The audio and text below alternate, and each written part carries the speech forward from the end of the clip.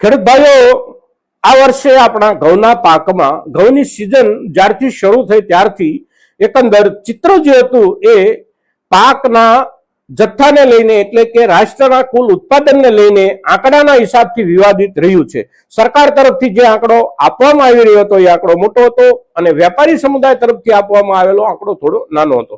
એટલે આંકડાકીય વિવાદ આખી સિઝન દરમિયાન બજારમાં રહ્યો.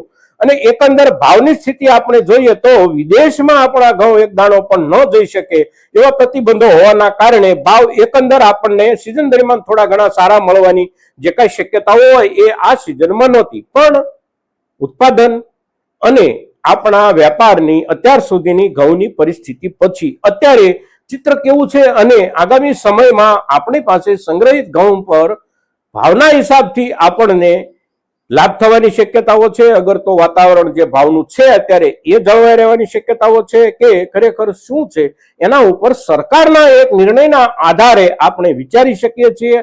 અને સરકારે જે નિર્ણય કર્યો છે એ નિર્ણય કેવો છે એના ઉપર જ્યારે આજે આપણે ચર્ચા કરીએ છીએ ત્યારે આ વિડીયોમાં આપ સૌ દર્શકો અવશ્ય બન્યા રહેજો. નમસ્કાર ખેડૂત મિત્રો, જય કિસાન, જય ભારત.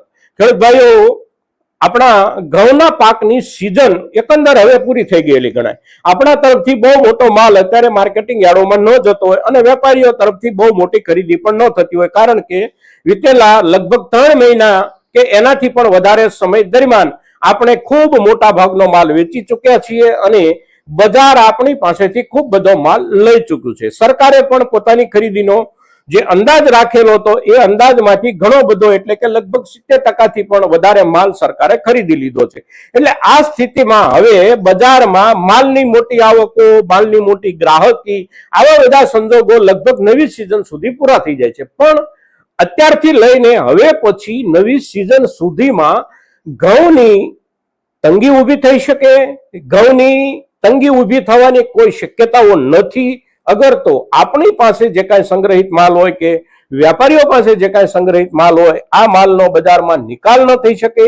આ પૈકી કઈ સ્થિતિ છે તો એનો સીધો અંદાજ એક આપણે લગાડી શકીએ. સરકારે 2 દિવસ પહેલા જે એક નિર્ણય કર્યો છે એ નિર્ણયના આધારે સરકારનો જે નિર્ણય છે એ નિર્ણય છે ઘઉંના સ્ટોક પર ફરી એક વખત સરકારે લિમિટ એટલે કે મર્યાદા લગાડી દીધી છે. હવે સ્ટોક પર જે મર્યાદા સરકારે લગાડી છે એ કેવા રૂપમાં લગાડી છે એને આપણે જોઈએ તો સરકારે સ્ટોક લિમિટ છૂટક વેપારીઓ માટે પોતપોતાના આઉટલેટ પર 10 ટનથી વધારે જથ્થો છૂટક વેપારીઓ ન રાખી શકે. આ પ્રમાણે સ્ટોક લિમિટ સરકારે છૂટક વેપારીઓ માટે નક્કી કરી છે. જથ્થાબંધ અને આંતરરાજ્ય વેપાર કરનારા ખૂબ મોટા સંગ્રહકારો અને વેપારીઓ એમને માટે સરકારે 3000 ટન ઘઉં ની સંગ્રહ લિમિટ નક્કી કરી છે. અને એવા વેપારીઓ પોતપોતાના આઉટલેટ પર જ્યાં વેપાર કરતા હોય એટલે કે બહુ મોટા વેપારીઓ પોતાની આઉટલેટ ચેનલ મારફત વેપાર કરતા હોય, એક રાજ્યમાં 20 જગ્યાએ એમની દુકાન હોય, કોઈ રાજ્યમાં 25 જગ્યાએ એમના આઉટલેટ હોય, તો દરેક આઉટલેટ પર આ વેપારીઓ 10 ટન માલ રાખી શકશે અને 10 ટનની એમને મર્યાદા આપવામાં આવી છે એમના પોતપોતાના છૂટક આઉટલેટ પર માલને રાખવાની. સામે જે પ્રોસેસિંગ યુનિટો છે એટલે કે ઘઉંમાંથી મેંદો બનાવતા હોય, બિસ્કિટ બનાવતા હોય, જે કોઈ ચીજ વસ્તુ ઘઉંમાંથી બનાવવામાં આવતી હોય એવા જે પ્રોસેસિંગ યુનિટો હોય એ પ્રોસેસિંગ યુનિટોને એમના 1 મહિનાના જરૂરિયાતના માલના 70% માલ એમની પાસે સંગ્રહમાં રાખી શકે.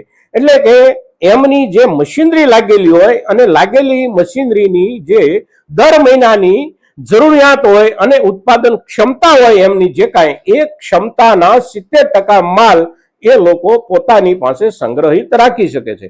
અને આ જે સ્ટોક લિમિટ છે એને માટેની કટ ઓફ ડેટ એટલે કે અંતિમ તારીખ વર્ષ 2026ના માર્ચ મહિનાની 31 તારીખ એટલે કે આવતી નવી સિઝન લગભગ બજારમાં અડધે પહોંચી જાય ત્યાં સુધી આ લિમિટ લાગુ રહેશે. એટલે કે આવતી સિઝનમાં પાકીને આપણી પાસે આવતા ઘઉંના પાક પર પણ આ લિમિટની અસર અવશ્ય બેસશે.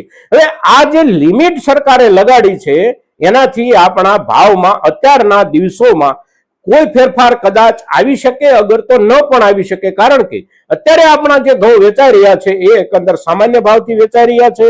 બજારોમાં જોઈએ આપણે, ખાસ કરીને મુખ્ય બજારો જે છે ઘઉંના મુખ્ય ઉત્પાદક વિસ્તારો મધ્યપ્રદેશ, ઉત્તર પ્રદેશ, પંજાબ, હરિયાણા, તો આ બધા રાજ્યોની અંદર જે હજી પણ મોટા પાયે માર્કેટિંગ યાર્ડમાં ઘઉં આવી રહ્યા છે એના ભાવ લગભગ 20 કિલોના આપણે જોઈએ તો 475 રૂપિયાથી લઈ અને સારામાં સારા માલ 575 રૂપિયા એટલે કે 100 રૂપિયાના ફેરફારની વચ્ચે ક્વોલિટી પ્રમાણે માલ વેચાઈ રહ્યો છે. એટલે આ ભાવમાં થોડો ઘણો ફેરફાર કદાચ આ કારણે બને, પણ સરકાર દ્વારા સ્ટોક લિમિટ નો નિર્ણય જે લેવામાં આવ્યો છે એનો એક છુપો અર્થ એ થાય કે સરકારને એવું લાગી રહ્યું છે કે આગામી દિવસોમાં ઘઉંની તંગી બજારમાં એટલે કે દેશમાં ઊભી થવાની સંભાવનાઓ છે.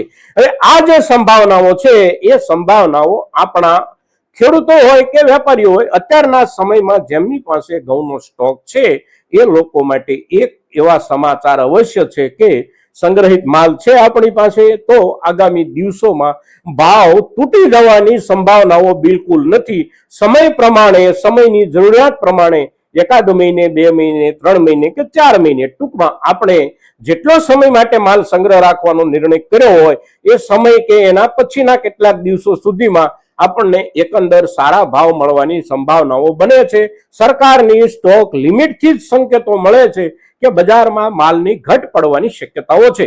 એટલે આ શક્યતાઓ અને આ સંભાવનાઓ સરકારના નિર્ણયથી એકંદર ઉપસી આવી રહી છે. સાથે સાથે અત્યારે જે ભાવથી આપણે માલ વેચી રહ્યા છીએ એ ભાવ એટલા બધા ઊંચા નથી કે હવે એમાં વધારાની શક્યતા ન હોય. તો અત્યારના સમયમાં આ સિઝનના પાકેલા ઘઉં આપણા કોઈ પણ ખેડૂત પાસે સંગ્રહિત અવસ્થામાં હોય તો વિશેષ ચિંતા કરવાની જરૂર નથી એવું સરકારના આ નિર્ણય પરથી આપણને જ્યારે લાગી રહ્યું છે ત્યારે આપણી આ ચર્ચા મહત્તમ ખેડૂતો સુધી પહોંચે એવા આપ સૌના તરફથી પ્રયાસો થાય એવી અપેક્ષા સાથે જય કિસાન, જય ભારત.